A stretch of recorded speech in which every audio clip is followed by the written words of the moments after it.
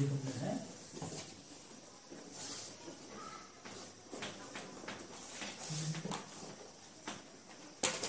भूगोल विषय के अंतर्गत आज हम बात करते हैं भूगोल क्या है।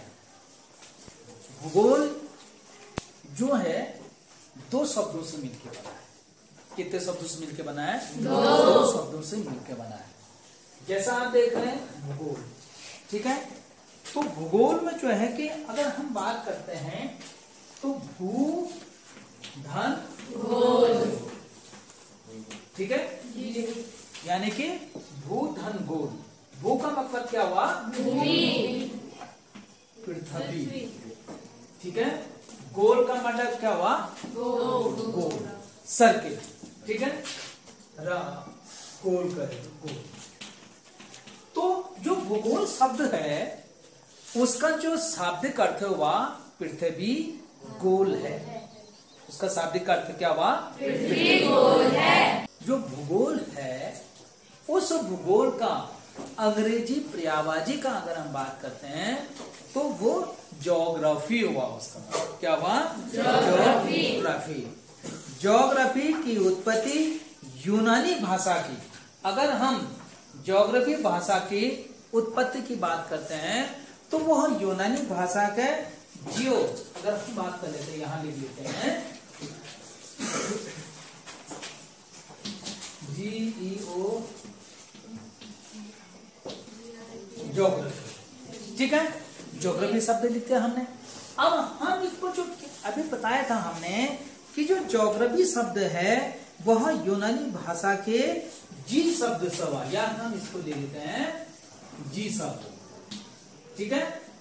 जी समझ रहे? यानी कि यूनानी भाषा का जी शब्द से जो है इसकी उत्पत्ति हुई। जी का मतलब हुआ पृथ्वी। जो जी शब्द लिखा है इसका मतलब क्या हुआ? पृथ्वी।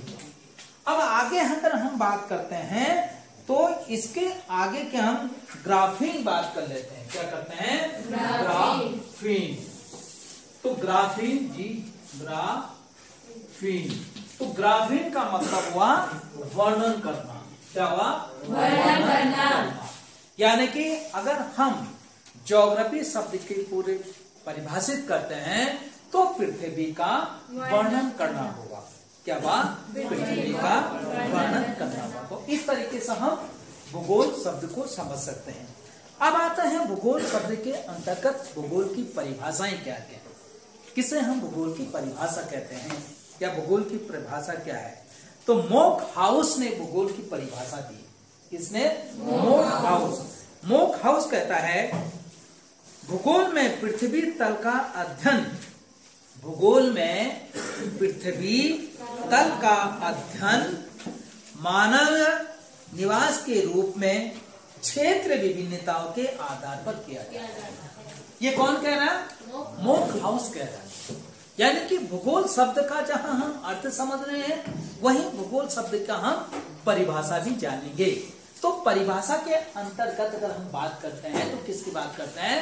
Mock house. तो आप लिखेंगे भूगोल की परिभाषा, एक हेडिंग लिखेंगे तो मोक हाउस के अनुसार भूगोल की परिभाषा, इस तरीके से आप लिखेंगे। तब उसमें लिखेंगे भूगोल में पृथ्वी तल का अध्ययन मानवीय निवास के रूप में क्षेत्र विभिन्नताओं के आधार पर किया जाता है।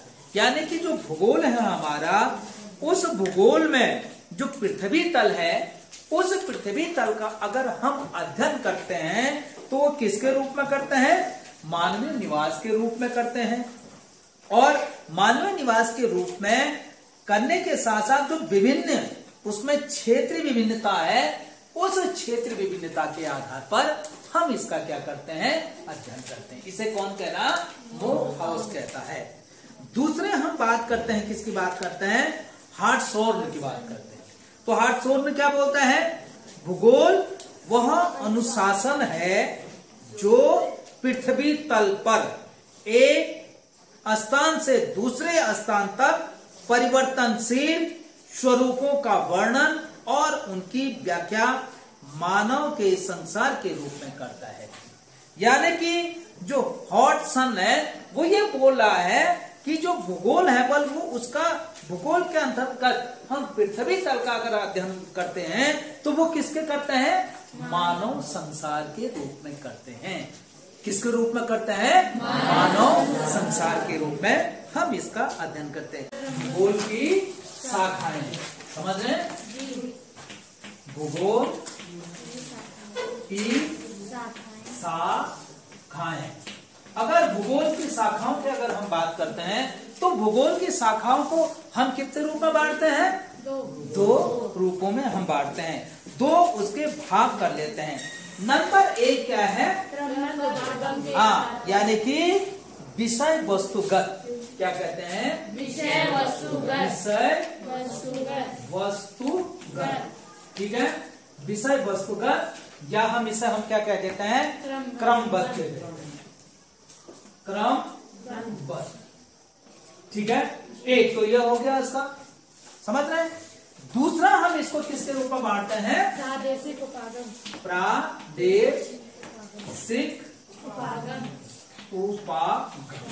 ठीक है, प्रादेशिक उपागम क्या था। तो दो रूपों में हम क्या कर लेते हैं, भूगोल की शाखाओं को विभाजित करते हैं। नंबर एक आ गया विषय वस्तुगत, या हम इसको क्रमबद्ध उपागम भी कहते हैं। दूसरा हम क्या कहते हैं इसमें, प्रादेशिक उपागम, यानी कि दो भागों, दो शाखाओं में हम क्या करते हैं, भूगोल के बांट देते हैं। समझे। अब हम बात कर लेते हैं विषय वस्तुगत या क्रमबद्ध उपागम के आधार पर भी इसका वर्गीकरण किया जाता है, ठीक है। भूगोल के अगर हम क्रमबद्ध के आधार पर, क्रमबद्ध उपागम के आधार पर हम इसका क्या करते हैं, वर्गीकृत करते हैं, बांटते हैं, तो विभाजित करते हैं। तो हम इसको कितने भागों में बांटते हैं, चार भागों में इसको हम बांट देते हैं। इसको हम कितने भागों में बांटते हैं, चार भागों में हम बांटते हैं। नंबर एक भाग क्या है, भौतिक, भौतिक, और दूसरा क्या आ गया, सिद्धांत, सिद्धांत, या इसको हम क्या बोल सकते हैं, दर्शन शास्त्र भी बोलते हैं, दर्शन शास्त्र भी बोलते हैं। अब तीसरा जो है हम क्या बोलते हैं इसको, विधि एवं तकनीक, हाँ, विधि एवं तकनीक, और चौथा हम क्या बांटते हैं इसके, मानव, मानव। ये चार भागों में हम विषय वस्तुगत या क्रमबद्ध उपागम को बांट देते हैं।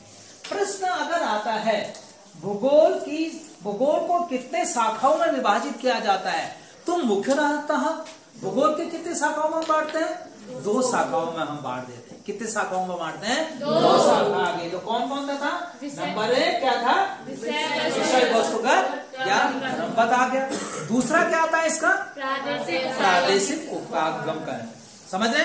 अब जो हमारा विषय वस्तुगत उपागम आया, जिसको हम क्रमबद्ध उपागम भी कह देते हैं, उसका भी हम विभाजित करते हैं, तो उसे कितने भागों में बांट देते हैं, चार भागों में हम इसको बांट देते हैं।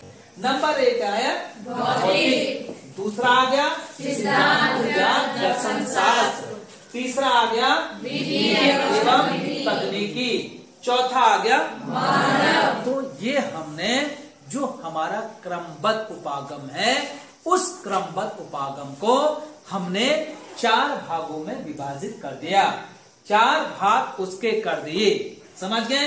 अब वो चार भाग कौन कौन से हैं, नंबर एक भौतिक, दूसरा सिद्धांत, तीसरा विधि एवं तकनीक, चौथा मानव। तो ये चार चीजें इसके अंतर्गत आ जाते हैं, समझ रहे हैं। अब जब हम इसके आगे बढ़ने से पहले थोड़ा और चर्चा कर लेते हैं कि भौतिक की अगर हम बात कर लेते हैं, ये भौतिक है, इन्हें भी हम अलग अलग भागों में बांटते हैं, इन्हें भी हम क्या करते हैं, अलग अलग भागों में बांट देते हैं। तो जैसे हमारा भौतिक है, तो भौतिक को हम कितने रूपों में बांटते हैं? चार भागों में भौतिक को बांट देते हैं। इस भौतिक को चार कौन कौन से हैं भाग इसके? नंबर एक क्या है? भू आकृति विज्ञान। इसका एक भाग आ गया भू आकृति विज्ञान आ गया। दूसरा क्या आ गया इसका? जलवायु विज्ञान।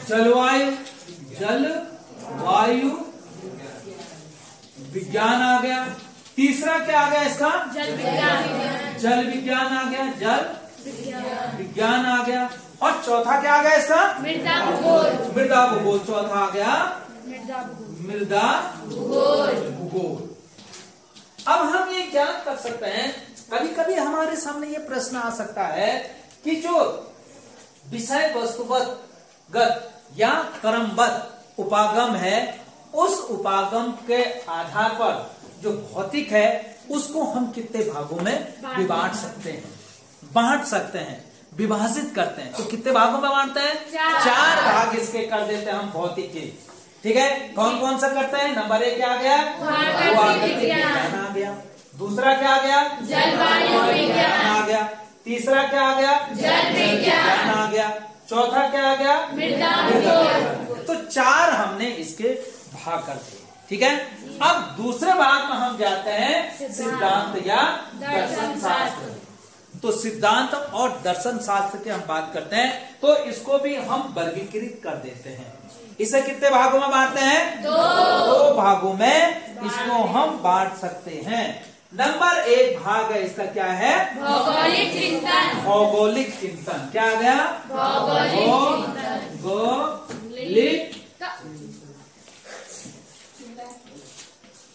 चिंतन। दूसरा क्या आ गया? मानव पारिस्थितिक।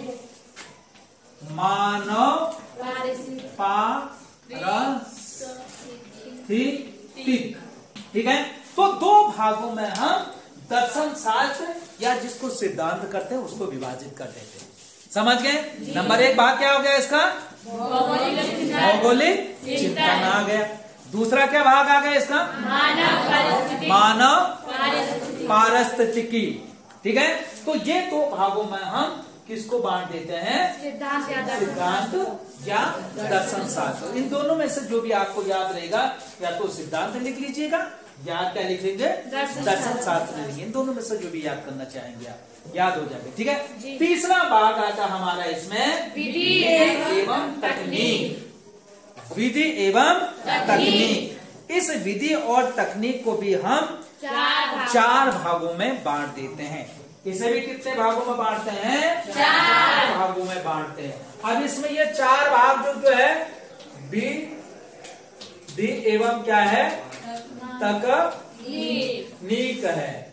तो इनको चार भाग कौन कौन से हैं? नंबर एक क्या है?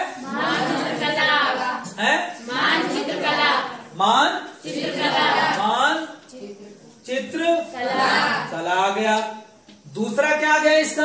मात्रात्मक तकनीक। हाँ, मात्रात्मक तकनीक आ गया। चौथा तीसरा क्या आता है इसमें? क्षेत्रीय सर्वेक्षण विधि। क्षेत्रीय सर्वेक्षण विधि। क्षेत्रीय सर्वेक्षण विधि आ गया। और चौथा क्या आता है इसमें? भू सूचना। अब जो हमारा क्रमबद्ध उपागम के अंतर्गत तीसरा भाग आया था विधि एवं तकनीकी। टेक्निकल की बात कर रहा हम यहाँ पर, तकनीकी की बात कर रहा हम यहाँ पर। तो जो विधि और तकनीकी की हम बात करते हैं, तो उसमें जो है कि इसको हम चार भागों में विभाजित कर देते हैं। कितने भागों में बांटते हैं? चार भाग में हम इसको वर्गीकृत कर देते हैं। नंबर एक भाग को क्या कहते हैं? मानचित्रकला। नंबर एक आ गया मानचित्र कला आ गया। दूसरा क्या आ गया? मात्रात्मक तकनीक। दूसरा क्या आ गया? मात्रात्मक तकनीक आ गया। तीसरा क्या आ गया? क्षेत्रीय सर्वेक्षण विधि। क्या आ गया? क्षेत्रीय सर्वेक्षण विधि आ गया। और चौथा क्या आ गया? भू सूचना। तो ये चार भागों में हम क्या कर लेते हैं, क्रमबद्ध के अंतर्गत जो विधि एवं तकनीकें हैं उसको वर्गीकृत कर देते हैं या बांट देते हैं। अब अगला आता हमारा मानव। क्या आता है, मानव। इस मानव को भी हम कितने भागों में बांटते हैं, 5। इसे हम 5 भागों में बांटते हैं। जो ये मानव है इसको हम कितने भागों में बांटते हैं, 5 भागों में बांटते हैं। नंबर 1 क्या है, सामाजिक एवं सांस्कृतिक। क्या आ गया, सामाजिक एवं सांस्कृतिक। ठीक है। दूसरा क्या आ गया, ऐतिहासिक। ऐतिहासिक आ गया। तीसरा क्या आ गया, जनसंख्या एवं बस्ती। जनसंख्या एवं बस्ती आ गया। और चौथा क्या आ गया, राजनैतिक आ गया। राजनैतिक आ गया। और 5वां क्या आ गया, आर्थिक। तो जो मानव है क्रमबद्ध उपागम के अंतर्गत इसको हम कितने भागों में बांटते हैं, 5 भागों में इसको बांट देते हैं। कितने भागों में बांटते हैं, 5 भाग इसके अंतर्गत आते हैं। और ये 5 भाग कौन कौन सा आते हैं, नंबर 1 क्या आ गया, सामाजिक एवं सांस्कृतिक। नंबर 1 सामाजिक एवं सांस्कृतिक। दूसरा क्या आ गया, ऐतिहासिक। दूसरा क्या है, ऐतिहासिक आ गया।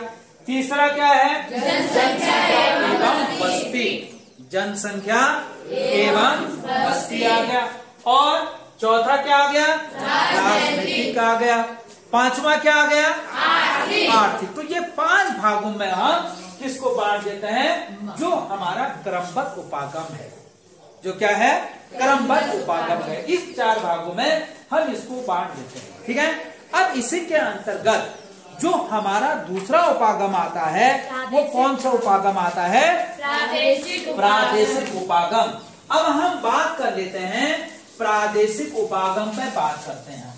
किस पर बात करते हैं, प्रादेशिक उपागम। क्या गया, प्रादेशिक उपागम। अब इसको भी हम विभाजित करते हैं।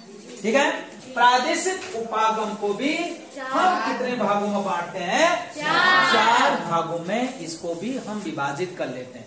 कितने भागों में बांटते हैं, 4 भागों में इसे भी हम क्या कर देते हैं, विभाजित करते हैं। नंबर 1 क्या है, प्रादेशिक अध्ययन। प्रादेशिक अध्ययन आ गया। दूसरा क्या आ गया, प्रादेशिक विकास। प्रादेशिक विकास आ गया। प्रादेशिक विकास आ गया। और तीसरा क्या आ गया, प्रादेशिक विश्लेषण। प्रादेशिक विश्लेषण। प्रादेशिक विश्लेषण आ गया। और चौथा क्या आ गया, प्रादेशिक योजना आ गया। प्रादेशिक योजना। ठीक है। ये 4 प्रकार से हम किसको विभाजित कर देते हैं, प्रादेशिक उपागम। तो 4 भाग कौन कौन से, नंबर 1 क्या है, प्रादेशिक अध्ययन आ गया। दूसरा क्या है, प्रादेशिक विकास आ गया। तीसरा क्या है, प्रादेशिक विश्लेषण आ गया। और चौथा क्या है, प्रादेशिक योजना आ गया। तो ये 4 भागों में हम क्या कर देते हैं, किसको बांटते हैं, प्रादेशिक उपागम को बांट देते हैं। अगर एक प्रश्न आता है कि प्रादेशिक उपागम को कितने भागों में वर्गीकृत किया गया या बांटा गया है, तो कितने भागों में बांटा गया है, 4 भागों में। वो 4 कौन कौन से हैं, बिल्कुल सरल है। अगर एक चीज याद होगी तुम्हें तो मुझे लगता है सब चीज आ गया। आगे वाला शब्द तो वही है ना, प्रादेशिक सभी में आ रहा है। तो प्रादेशिक अध्ययन आ गया, प्रादेशिक विकास आ गया, प्रादेशिक विश्लेषण, प्रादेशिक योजना। तो ये 4 प्रकार के क्या होते हैं, हमारे प्रादेशिक उपागम होते हैं। ठीक है। कभी कभी प्रश्न आ जाता है हमारे सामने, भूगोल क्या है, किससे हम भूगोल कहते हैं, क्या है भूगोल। तो वहां पर भूगोल का हम क्या अर्थ बताएंगे, यानी कि भूगोल का उद्देश्य धरातल के प्रादेशिक क्षेत्र विभिन्नताओं का वर्णन एवं व्याख्या करना है। प्रादेशिक क्षेत्र विभिन्नताओं का वर्णन एवं व्याख्या करना, इसे हम क्या कहते हैं? भूगोल कहते हैं। समझ गए ना? तो ये दूसरा है इसमें, भूगोल धरातल के विभिन्न भागों में कारणात्मक रूप से संबंधित तथ्यों में विभिन्नता का अध्ययन करता है, यानी कि समाज के बीच में जो भी चीजें हैं उन चीजों को हम बात करते हैं। तो कहने का मतलब है कि भूगोल एक बहुत बड़ा विस्तृत है, उसको हम अध्ययन इसमें करते हैं। धरातल के ऊपर जो भी चीजें हमको दिखाई देते हैं कहीं न कहीं भूगोल के अंदर है। आज का भूगोल कल का इतिहास होता है। तो कैसा लगा आज का? ठीक ठाक लगा? याद हो गया है? जितना पढ़ा है वो याद हो चुका है? कल आपके लिए यही क्या रहेगा? होमवर्क रहेगा। ठीक है?